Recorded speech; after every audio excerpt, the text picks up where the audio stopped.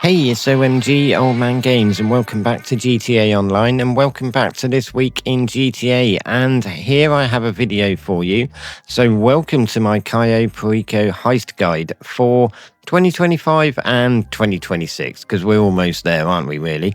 And this is going to show you, for solo players and for if you're playing with a friend, probably the fastest way to complete the Cayo Perico Heist in GTA Online, including quick setups, easy stealth entry, and obviously a nice easy escape route for grabbing the primary target with absolutely no alarms going off.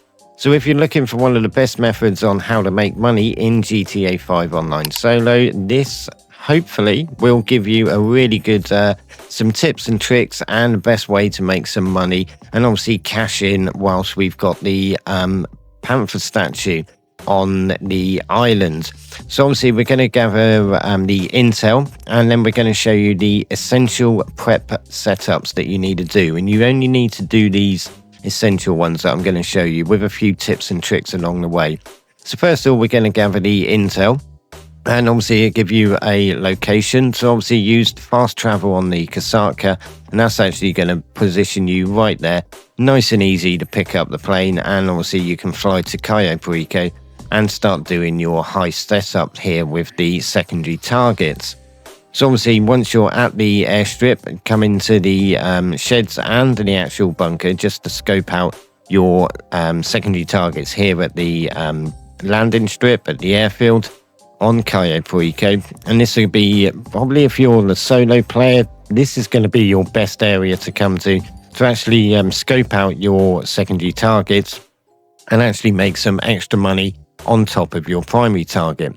And once you've taken those photos and sent them to Pavel, we need to head to the communication tower, which obviously you'll see as the yellow dot on the map.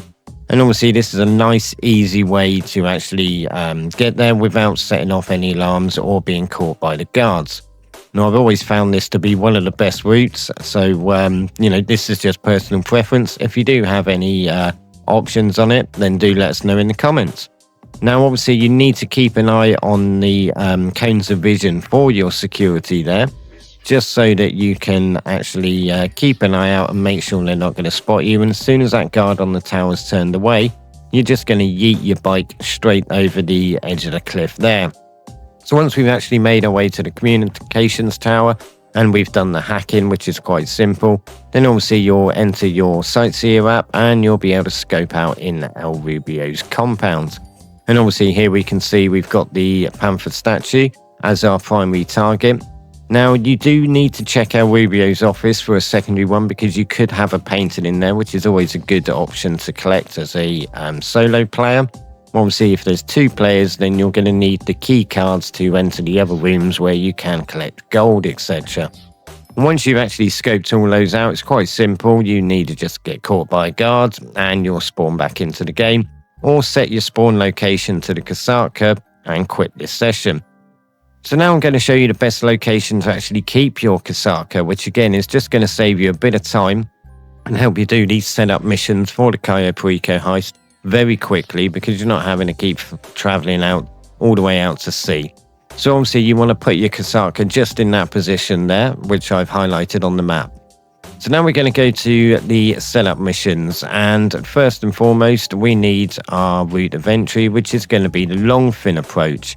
I always find this to be the best one. Again, if you've got any ideas on your best route, then please do share them in the comments below.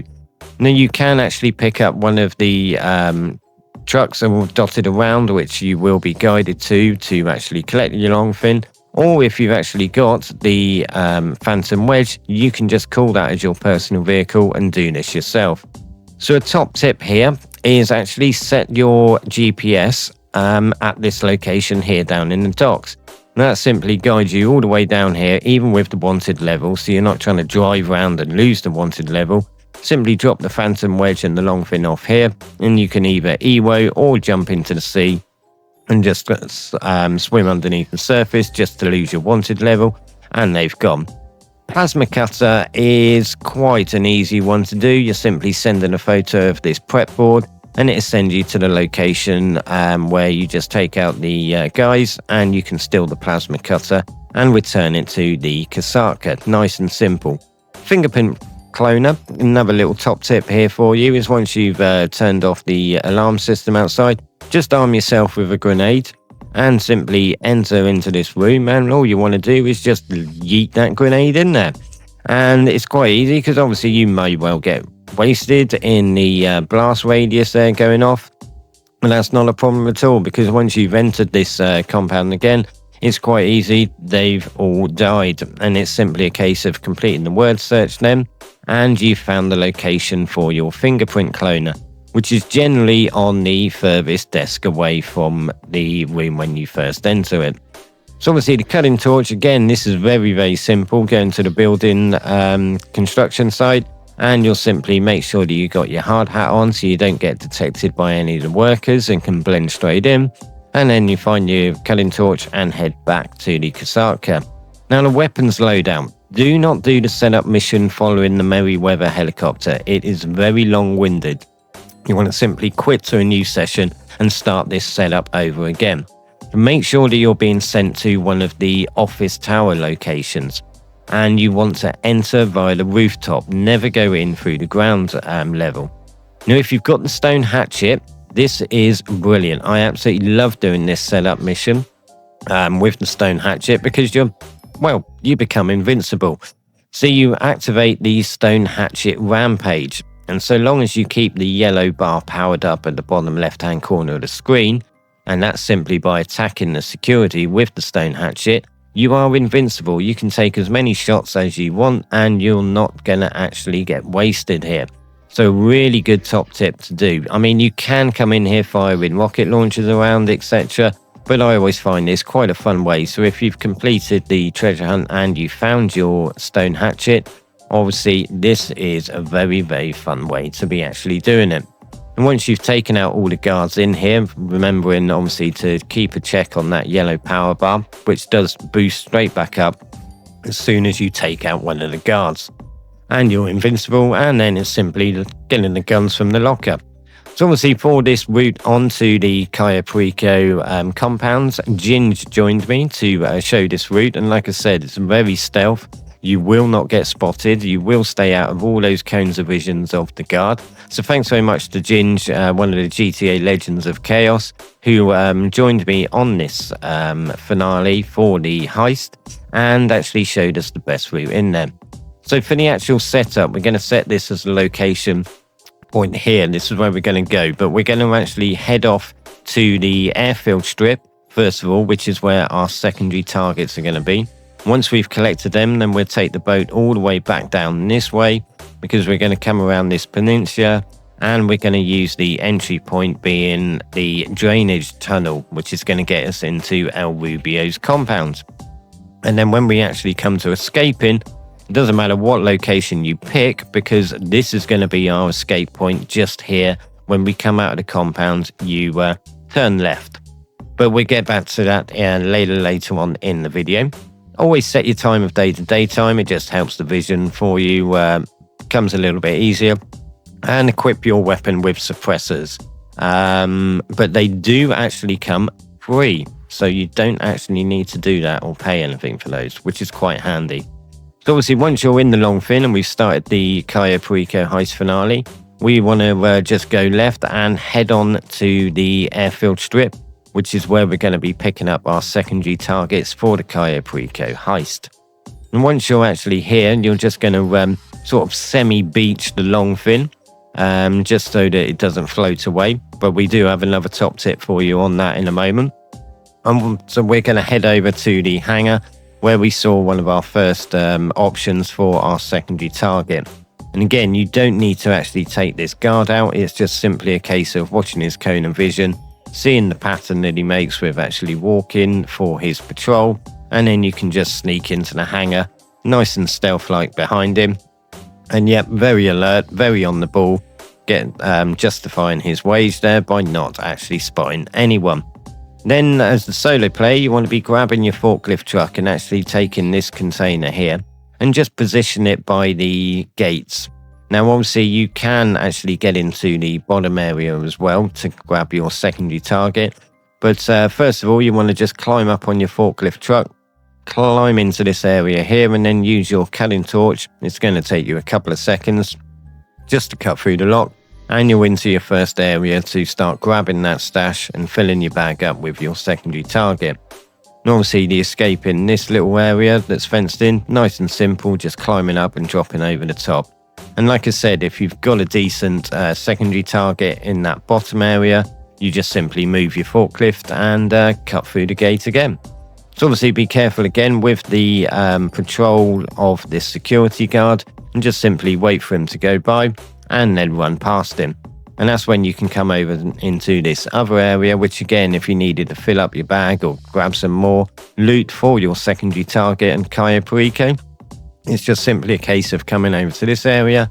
Make sure that once you're up on this wall, you take out the security camera, which is on the building, which is just to Ginger's left here. Obviously, you peer around the corner and you'll be able to see it. So then once you have taken out that security camera, again, watching any cones of vision of the security, you just come into this little room here and we'll grab more of our secondary target. And that's it. So basically, if you had like some good options there for your secondary targets, you would have filled this bag. And now we're going to head down to the entry point for Cayo Perico and El Rubio's compound. And that's going to be through the drainage tunnel. So again, if your longfin has actually floated away and you're a bit concerned about that and swimming all the way out, do remember that you can actually shoot one of the patrol vehicles. They won't be alerting any other guards, and you can simply grab their boat and dash on down to the entry point for the drainage tunnel. And once you've actually reached there, just yeet yourself off of the boat, swimming down all the way to the actual gate, which we're going to cut through. Remember to obviously keep tapping that rebreather when you start running out. And it's simply a case of just cutting through with the blowtorch. And again, this is so simple, probably the easiest way, and it's the one that I enjoy doing the most. Again, don't worry about the little glitch there on the right hand side of the screen with your rebreather. It is activated, it's just something that Rockstar's decided not to fix. So now we're actually into the compound, and this is where we're going to show you what we consider our best routes to actually follow to make the entry into El Rubio's office and to get down to the basement for the primary target. So obviously just follow the route that we're taking here, keeping an eye out for the cones of vision, obviously for the security, but we're doing this self and solo basically, and you will actually get through without being detected. It's an absolute great route to be taking. Like I said, it's the one that I prefer. If you do have any options on other routes that you know to take, then please do drop them in the comments below and share them with the rest of the viewers. And like I said, these guards, once you're sneaking past them, you've got no problems at all. This one, you just need to wait a few seconds for him to walk down, and you're actually going to see him come up to the edge of this balcony, and he'll simply start looking over the edge, giving you plenty of time to, just walk past him, because he's not concerned at all. He's really not that bothered. And then there we have it. We're up into El Rubio's office, where once you've entered here, you do have the safe, which is just over in the corner here, straight ahead where Ginge was, and you can grab some extra cash. And obviously your first time of doing this heist, you would find on that desk El Rubio's golden gun, so do grab that and add it to your collection. Now, the fingerprint cloner is quite a simple one to do. Obviously you've got the various options for your pattern of the fingerprint on the left hand side, and it's just simply a case of matching it up with the fingerprint that's on the right. And like I said, you're just like scrolling down through those options. It's very, very simple to do. So there's no great shakes on this whatsoever. And you can have anything from 2 up to 4 fingerprints that you need to match, 4 being obviously on hard mode. And obviously, once we're down into the basement, we see our primary target. And there we have the Panther, and we simply use the plasma cutter then to actually get into this cabinet. And again, quite simple. Make sure that you're not overheating it. It's just a simple tap and release on the trigger, which is going to cut through the glass nice and easy. And now we're going to escape El Rubio's compound. And again, this is the best route to escape Cayo Perico with your primary target. Again, just keeping an eye on this guard here. Make sure that he is facing away from you over the balcony, and you'll be able to sneak straight past him, nice and stealth-like. And again, doing exactly the same, stealth and solo straight past that guy, and we're out of there. Straight over this balcony. We go up these stairs, and the exit point is in sight. And like I said, we've not triggered any alarms. We've not been caught by any guards. This is probably the best route that I use and I've found. So thanks very much for that, Ginge, for showing us this one. And then once we're actually at the exit point for the compound, obviously you enter that yellow circle, and we're going to go through the cutscene. And now once we're out of here, what you're going to do, another top tip, great glitch for escaping Cayo Perico. Go left as soon as you come out of the exit point there, sorry. And then once you've turned that corner of the building, dash all the way back down to where you came out of the compound. And what you're going to see is El Rubio's car has actually spawned. Yep, El Rubio's Ina Stafford has spawned outside of the compound, and then you can simply use that as your vehicle for escaping. And like I said, we escape in the left-hand direction on the island here, so driving away from the compound, heading left, and we're just going to take this out to the coast and simply going to, well, yeet the car straight off the cliff into the sea and start swimming away. And as long as you've got to your escape route there, it doesn't matter where you've set that up on the island, because you're not actually going to use that. This is the best way to be escaping. So once you've actually jumped out of your car that glitched into the compound there, you can simply swim away out past the mines that are in the sea, and that's it. You enter the cutscene, hand over the loot, and you've got yourself a nice little payout. So like I said, this is a good little guide for the Cayo Perico heist in GTA Online. I hope you found it helpful. Like I said, if you have, then please do smash that like button. Leave any comments below as to any ideas that you have or whether you found this helpful. And obviously subscribe to the channel if you haven't already.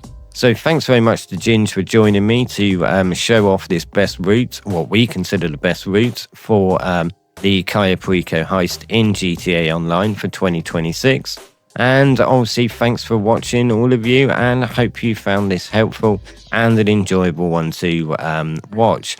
So obviously don't forget to leave any comments below. Please hit that like button, and obviously subscribe to the channel and check out the videos below, because GTA is still here for us to play, because we're obviously still waiting for GTA 6. So let's make some money in GTA 5 on the Cayo Perico heist. Take care now. Bye.